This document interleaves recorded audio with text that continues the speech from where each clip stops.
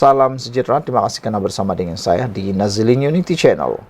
Zahid Hamidi kata, dia ni dah gila ke apa? Ini apabila Zahid Hamidi menyatakan bahawa tak perlu mempolitikkan perkara ini. Dia ini gila ke apa, kata Rafizi. Kata Zahid Hamidi. Demikian reaksi Datuk Seri Dr. Ahmad Zahid Hamidi apabila mengulas kenyataan Ketua Pemuda Perikatan Nasional PN, Ahmad Fadli Saari, mengenai kemungkinan 4 negeri di bawah pentadbiran gabungan itu menggunakan logo dan tema Hari Kebangsaan berbeza untuk sambutan peringkat negeri. Timbalan Perdana Menteri berkata, sambutan Hari Kebangsaan adalah secara nasional yang wajar disambut secara bersama. Ini bukan soal politik, sebab soal bendera perayaan Hari Kebangsaan adalah acara nasional dan saya fikir jangan politikkan perkara ini, kata Zahid Hamidi ketika ditemui selepas menyempurnakan perasmian kejohanan bola sepak Piala Timbalan Perdana Menteri di sini hari ini. Semalam, Ahmad Fadli yang juga ahli Parlimen Pasir Mas berkata, negeri di bawah pentadbiran PN mungkin menggunakan logo dan tema Hari Kebangsaan yang berbeza untuk sambutan peringkat negeri berbanding menggunakan logo dan tema yang diumumkan di peringkat persekutuan. Katanya, Perlis, Kedah, Kelantan dan Terengganu yang ditadbir parti itu berkemungkinan menggunakan logo dan tema alternatif yang dilancarkan Pemuda Perikatan Nasional PN. Logo yang diperkenalkan Pemuda PN berteraskan bunga raya dengan 5 kelopak yang menjadi bunga kebangsaan serta mengambil elemen warna yang terdapat pada jalur gemilang dengan tema Teguh Mufakat Malaysia Sejahtera. Mengulas lanjut, Ahmad Zahid Hamidi berkata, Ketua Pemuda Perikatan Nasional itu tidak layak menjadi ahli parlimen kerana terlalu berfikiran jumud. Jangan ingat semua perkara boleh dipolitikkan, kata Zahid Hamidi. Saudara-saudara sekalian, ada juga netizen yang memberikan respon tentang perkara ini. Kata mereka, janganlah membuat sehingga perkara ini terjadi kerana Malaysia ini dibentuk dengan gabungan negeri-negeri, bahkan ianya tidak boleh sama sekali diasingkan. Kalau Perikatan Nasional cuba menyambut Hari Kemerdekaan dengan tema dan juga logo yang berbeza, ini mungkin akan menyebabkan perpecahan, permulaan kepada budaya perpecahan, budaya yang menyebabkan lebih banyak rasa kenegerian dan tidak ada lagi rasa kesatuan integrasi nasional. Diharapkan, kata netizen dalam ruangan komen, supaya rancangan Perikatan Nasional kemungkinan 4 negeri di bawah pentadbiran gabungan itu menggunakan logo dan tema Hari Kebangsaan yang berbeza itu dapat dielakkan, kata netizen. Kerana kita takut nanti golongan muda, khususnya kanak-kanak, juga remaja, tidak memahami apa itu permainan politik sehingga mereka merasakan bahawa 4 buah negeri yang di bawah pentadbiran Perikatan Nasional bukan lagi dalam Malaysia tetapi berasingan dengan Putrajaya. Jadi itu yang ditakuti akan berlaku. Semoga ianya jadi iktibar kepada kita semua. Sekian dulu untuk kali ini. Ikuti terus ulasan selepas ini. Selamat petang, salam sejahtera. Terima kasih kerana bersama dengan saya di Nazilin Unity Channel. Wow, ini yang kita tunggu-tunggu. Pertembungan dua pemimpin daripada kerajaan dan juga pembangkang, iaitu Rafizi Ramli dan Ahmad Faisal. Siapakah antara mereka ini yang hanya tahu cakap dan tak tahu buat, atau hanya tahu cakap tapi tak ada idea langsung? Itu yang kita nanti-nantikan dalam debat perdana. Jom kita berdebat, kata Rafizi kepada Wan Ahmad Faisal. Saudara-saudara sekalian, sebelum saya teruskan pembacaan berita hari ini, sila tinggalkan komen anda dalam ruangan komen. Pada pendapat anda, siapa yang sebenarnya tidak layak berdebat? Adakah Rafizi Ramli akan kena tapau oleh Wan Faisal, atau Wan Faisal yang kena tamparan maut berapi oleh YB Rafizi. Siapa yang akan kena tapau? Walau bagaimanapun, ramai netizen dan para penganalisis politik dan pemerhati politik Malaysia sebenarnya ternanti-nanti dan setuju dengan ajakan Rafizi Ramli terhadap Wan Faisal Wan Ahmad Kamal ini untuk membuat debat tersebut. Kita nak tengok sejauh mana Wan Faisal ini benar-benar mempunyai idea, benar-benar mempunyai fakta untuk dapat melingkupkan atau membakar Rafizi Ramli. Kerana Walaun yang dipanggil Walaun ni pembangkang begitu menyokong Wan Faisal dan Walaun pula menyokong Rafizi Ramli. Siapa antara mereka yang lebih hebat? Menteri Ekonomi Rafizi Ramli mempelawa ahli Parlimen Machang Wan Ahmad Faisal Wan Ahmad Kamal untuk berdebat melibatkan topik bagaimana merancangkan ekonomi dengan mencetak wang. Rafizi yang juga ahli Parlimen Pandan dalam kemas kini di laman X berkata, isu tersebut perlu dibahaskan kerana ia idea yang paling bernas mengenai ekonomi yang pernah datang daripada Perikatan Nasional PN. Walaupun debat secara langsung ini menyebabkan kos yang besar kepada penganjur, demi ekonomi Malaysia, saya sudi berbincang dengan RTM, Radio Television Malaysia, Astro dan lain-lain, tulis Rafizi dalam kemas kini tersebut. Rafizi berkata demikian sebagai respon kepada kenyataan Wan Ahmad Faisal di laman sosial sama yang mengatakan jemputan Rafizi sebelum ini bukan debat secara langsung tetapi melibatkan sesi podcast.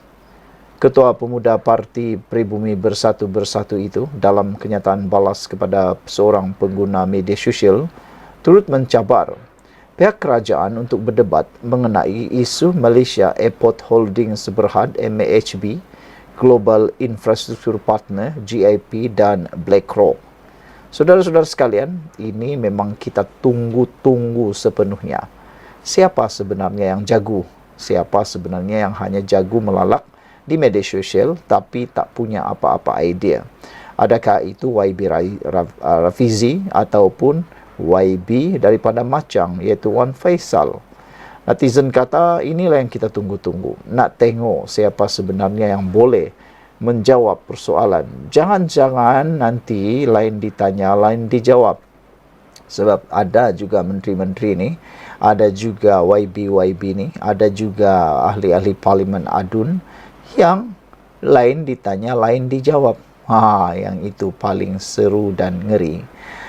Telah tinggalkan komen anda, jangan lupa. Bye-bye. Salam sejahtera, terima kasih kerana bersama dengan saya di Nazilin Unity Channel. Kemarin, Anwar Ibrahim menyambut hari kelahiran beliau yang ke-77. Yang mengejutkan kita semua ialah apabila Najib Tun Razak daripada penjara Kajang pun memberikan ucapan selamat hari jadi kepada Anwar Ibrahim. Nampaknya Najib dan Anwar Ibrahim tiada masalah yang besar. Dan yang benar-benar kita gembira ialah apabila dikabarkan kesihatan Perdana Menteri pada ketika berumur 77 kini pada tahap yang optimum. Makna kata, Anwar Ibrahim masih mampu menggalas tanggungjawab sebagai Perdana Menteri Malaysia lebih daripada cukup. Dan kalau diberikan rezeki, mungkin beliau akan menjadi Perdana Menteri untuk kali kedua, penggal yang kedua mencapai 10 tahun.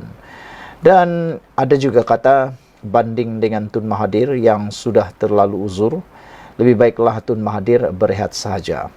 Kesihatan Perdana Menteri pada tahap yang optimum. Tahap kesihatan Perdana Menteri Datuk Seri Anwar Ibrahim berada dalam keadaan baik dan pada tahap yang optimum. Demikian menurut Jabatan Kesihatan Negeri Selangor. Menerusi satu kenyataan malam tadi, jabatan itu memaklumkan Perdana Menteri hari ini menjalani pemeriksaan kesihatan tahunan yang dikendalikan pasukan pakar perubatan kesihatan Kementerian Kesihatan di Hospital Sultan Idris Shah Serdang. Hasil pemeriksaan menunjukkan bahawa tahap kesihatan Perdana Menteri dalam keadaan yang baik dan berada tahap yang optimum menurut jabatan itu. Kenyataan itu memaklumkan Perdana Menteri kekal bersemangat dan bertekad untuk terus memikul tanggungjawab bagi mengangkat darjat dan martabat negara ke peringkat yang tertinggi. Saudara-saudara sekalian, sebagai rakyat Malaysia, kita seharusnya berdoa dan sentiasa mengharapkan pemimpin-pemimpin negara kita ini dalam keadaan yang baik. Tidak kiralah mereka itu Perdana Menteri kah, pembangkang kah, atau dari kerajaan kah, atau daripada pembangkang, kita harus berdoa yang terbaik, yang baik-baik saja kepada mereka. Jauh sekali untuk membawakan doa bagi mahu merosakkan mereka ataupun berdoa untuk malapetaka kepada mereka. Janganlah tiru orang-orang yang mana oleh kerana berbeza ideologi, oleh kerana berbeza politik, oleh kerana mahu sangat nak menjahanamkan orang, mereka sanggup berdoa yang tidak tentu fasal untuk Perdana Menteri maupun para pemimpin-pemimpin yang lain. Sebagai pemerhati politik bebas, saya menggalakkan semua rakyat Malaysia berdoa yang baik-baik saja kepada seluruh pemimpin kepimpinan negara kita. Tak pedulilah dia daripada pembangkang atau dari kerajaan. Biarlah ideologi dan perjuangan parti politik itu dapat kita bezakan. Perjuangan parti politik, perjuangan ideologi itu biasa.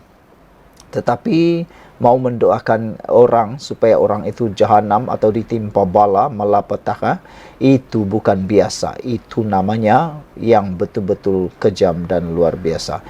Jauh sekali untuk kita cuba pula mengkafirkan orang. Saudara-saudara sekalian, kita ucapkan tahniah dan teruslah kita berdoa supaya kesihatan Perdana Menteri Anwar Ibrahim kekal sehat dan sentiasa bersemangat menjalankan tugas beliau. Kita berdoa semoga beliau mempunyai kekuatan untuk lebih banyak melakukan pembangunan kepada Malaysia. Sekian dulu untuk kali ini. Jangan lupa tinggalkan komen anda. Terjumpa lagi. Bye-bye. Salam sejahtera. Terima kasih kerana bersama dengan saya di Nazilin Unity Channel. Ayub Khan dedah satu perkara yang paling panas dan paling luar biasa. Timbalan Ketua Polis Negara, iaitu Ayub Khan, mendedahkan rahsia orang agama kuat makan rasuah. Siapa yang dimaksudkan oleh Ayub Khan, orang agama ini? Ramai netizen yang memberikan komen dalam ruangan komen berkait dengan pendedahan ini. Mereka kata, tak sangka orang agama pun ambil rasuah. Kenapa orang agama yang sepatutnya membantu menghalang, yang sepatutnya membantu menyedarkan semua rakyat Malaysia untuk menyedarkan dan sedar bahawa mengambil rasuah itu satu dosa dan patut dihindari dan tidak dilakukan. Tapi kenapa pula Ayub Khan dedah orang agama kuat makan rasuah? Yang kita hairan dan kita nak tahu siapa dimaksudkan orang agama oleh Ayub Khan ini. Okey, jom kita tengok apa pendedahan oleh Timbalan Ketua Polis Negara yang sekarang ini menjadi spekulasi akan dilantik menjadi Ketua Pesuruhjaya SPRM. Saya secara peribadi, saya sangat gembira dan saya sangat menyokong kalau Ayub Khan benar-benar dilantik menjadi Ketua Pesuruhjaya SPRM. Ini satu berita baik yang semua rakyat Malaysia pasti akan bersorak gembira kalau benar-benar Ayub Khan dilantik sebagai Ketua Pesuruhjaya SPRM. Kerana kalau dia jadi Ketua Pesuruhjaya SPRM, ramai menjangkakan, termasuklah para penganalisis politik dan pemerhati politik Malaysia, bahawa rasuah yang ada di Malaysia ini mungkin akan bakal dikurangkan sehingga 95%. Yang 5% tu, itu yang tegar tai kerasuah lah. Cakap macam itulah kan. Yang memang tai kerasuah, yang memang tak boleh hidup kalau tak beri rasuah, tak makan rasuah. Yang itu awaslah nanti kena penggal oleh Timbalan Ketua Polis Negara kita kalau betul dia jadi Ketua Pesuruhjaya SPRM. Apa pula pendapat anda semua? Saya rasa dia adalah orang yang paling sesuai dan layak menjadi Ketua Pesuruhjaya SPRM. Kata Azam Baki, dalam mana-mana negara, rasuah sudah jadi satu barah kepada pemimpin negara. Tidak kira pangkat apapun, budaya rasuah sudah menjadi satu malapetaka kepada sesebuah negara. Begitu juga dengan Malaysia. Rasuah tidak terjadi kepada pemimpin sahaja, kata Ayub Khan. Malah sudah mengular kepada Pak Haji ataupun watak Islamik. Ini diakui sendiri oleh Timbalan Ketua Polis Negara, Datuk Ayub Khan, yang mendedahkan perangai sebenar watak ustaz ini. Pengalaman luas dan lama di cawangan khas Bukit Aman mengajar Ayub Khan untuk membaca manusia rata-rata dan tidak mudah terpedaya dengan lakonan mereka. Orang Malaysia kita ini ada kecenderungan bila nampak orang derma sahaja, perbuatan yang lain tertutup. Kita nampak seseorang itu pernah terlibat dengan itu dan ini. Tetapi ada gelaran, rumah besar, duit banyak sampai bertabur atas lantai, kata Ayub Khan. Takkan tak terdetik persoalan, dari mana dia dapat duit begitu banyak? Dia bisnes apa? Jelasnya. Begitu juga tidak menolak kemungkinan ada antara orang yang kelihatan alim serta sering bersedekah dan menderma itu sekadar wayang semata-mata. Jika kita membuka mata untuk memerhati dan membaca setiap perincian yang dipamer dalam gerak tubuh dan tutur katanya, kita akan ketahui siapa sebenarnya yang berselindung di sebalik topeng itu. Contohnya, duit rasuah pergi haji. Dia ambil rasuah banyak-banyak, 3 ke 4 juta setahun. Dan tiap-tiap tahun dia pergi menunaikan haji. Lepas itu dia minta ampunlah, kata Ayub Khan. Balik minta rasuah lagi. Tahun depan pergi haji lagi. Betul? Soal beliau. Ada karakter macam tu kan? Soalnya kembali.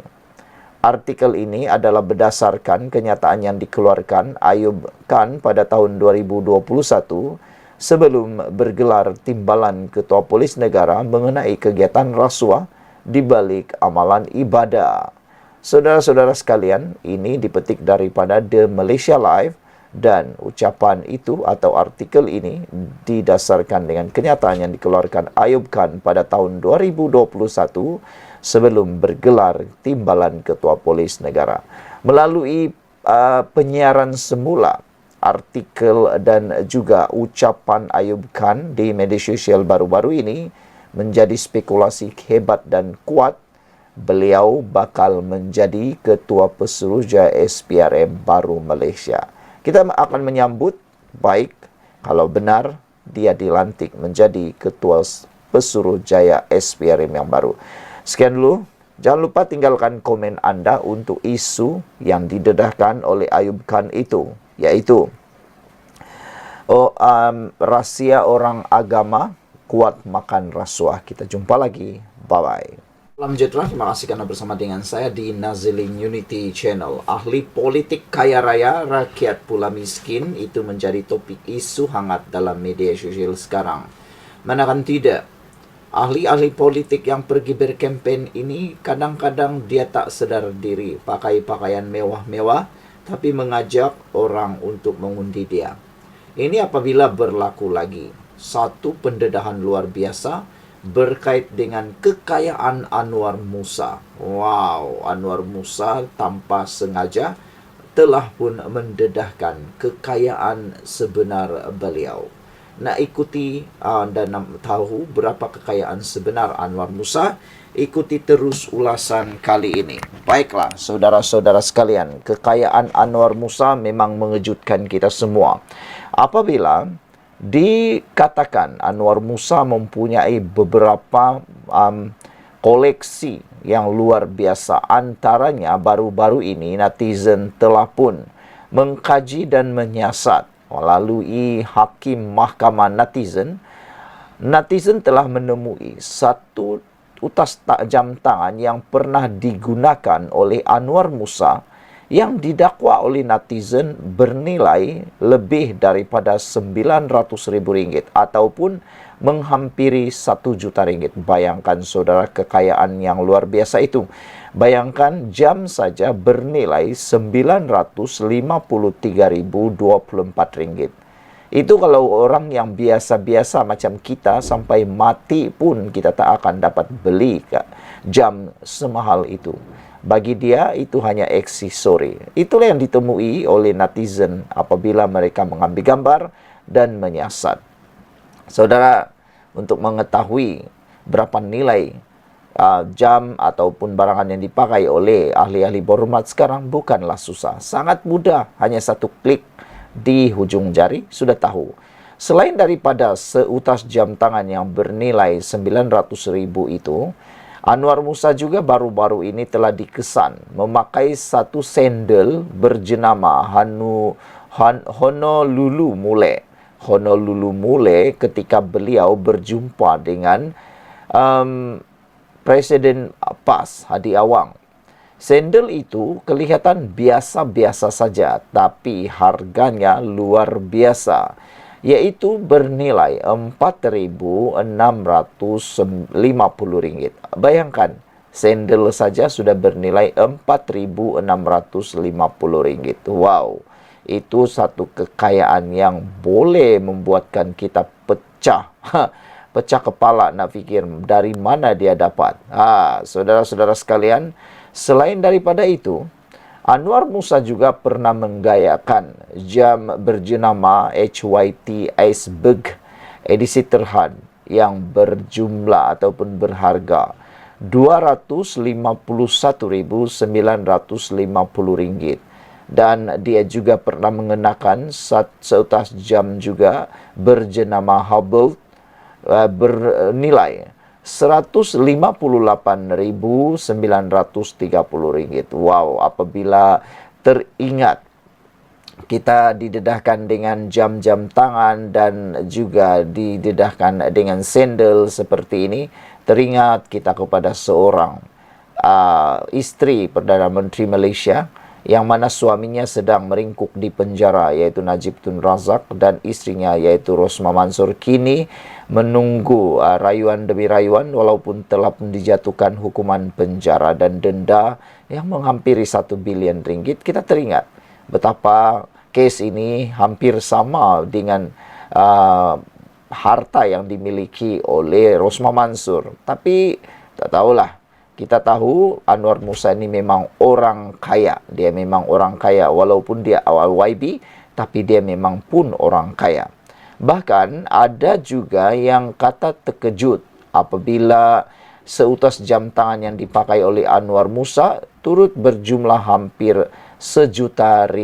Baru-baru ini warganet juga digemparkan dengan gaya muda yang ditampilkan oleh Anwar Musa dengan menggayakan jersey Hugo Boss lengkap berseluar berwarna hijau yang dikatakan berharga Rp1.500. Kalau kamu tengok gambar itu, pakaian itu seakan-akan pakaian yang dikenakan dalam satu filem, yaitu Squid Games. Ya, Squid Games dalam filem Korea. Saudara-saudara sekalian, itulah kekayaan yang dimiliki oleh Anwar Musa dengan memiliki jam tangan berjumlah hampir Rp1 juta, yaitu Rp953.24 yang berjenama, kejap ya, kita cari jenamanya dulu. Yang berjenama tidak dinyatakan di sini. Oh, ada pula. Dia memakai jam tangan yang sangat-sangat luar biasa mahal ini. Apa jenamanya? Sekian dulu untuk kali ini. Jangan lupa tinggalkan komen Anda. Sila tekan butang subscribe. Kita jumpa lagi. Bye-bye.